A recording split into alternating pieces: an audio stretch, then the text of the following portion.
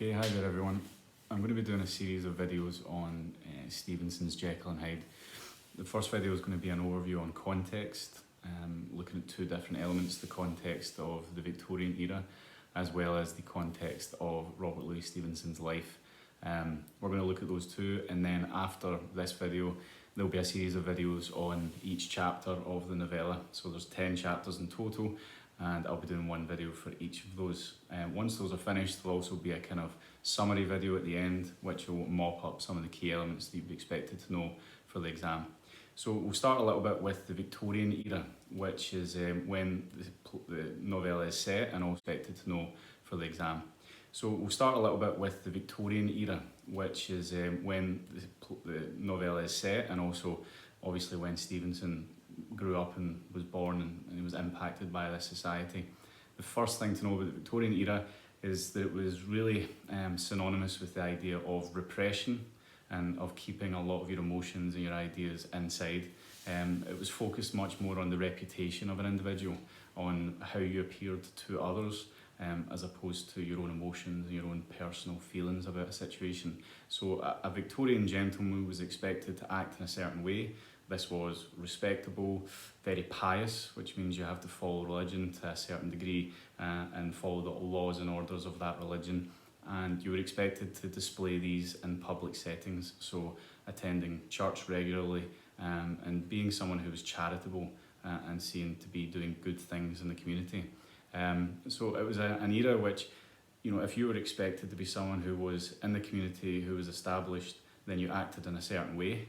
And failure to do so meant that you could lose that reputation and lose the following of a lot of people and be shunned from the society.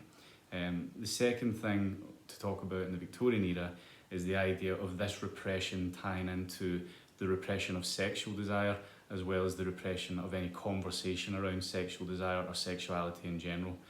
This is really vitally important in understanding Jekyll and Hyde, because a lot of people look at Jekyll and Hyde as being an examination of that repression, of repressing of sexual desires. Moving on then to Robert Louis Stevenson himself, a quick couple of things to note about him. First and foremost, where he was born. So he was born in Edinburgh, so he's actually Scottish.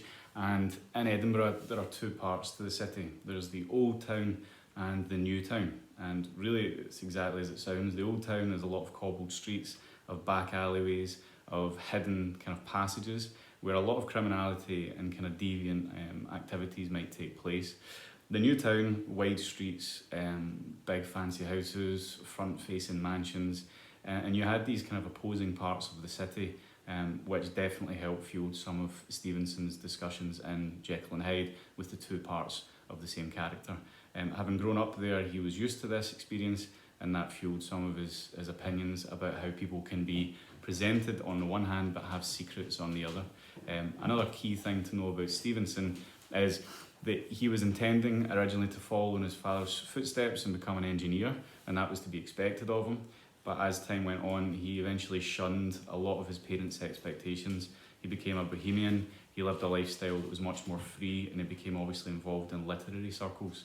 So it was kind of known to Stevenson that his father didn't approve of this, and it was almost like he had a double self in himself. He was expected to be one way, but he lived a life that was actually quite different. Stevenson's own experiences also fueled the way it was written. He wrote the text when he was suffering from a fever, and he was actually medicated with cocaine at the time. It was in the Victorian era, cocaine was easily accepted, easily found as a medicinal use, and it was prescribed to a lot of people in order to alleviate some of their problems. So he wrote his first script, I think, in 3 days, showed it to his wife. His wife gave some criticisms and he immediately burned it.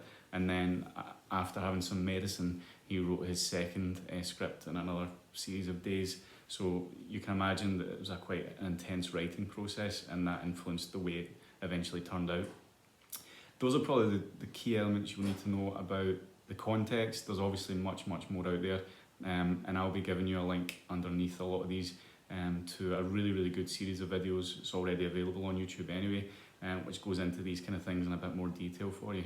But hopefully that's covered some of the main things, and the next video will start to look at the first chapter and then moving methodically, chapter by chapter, talking about the summary, key quotations, key themes and ideas that you'll need to know.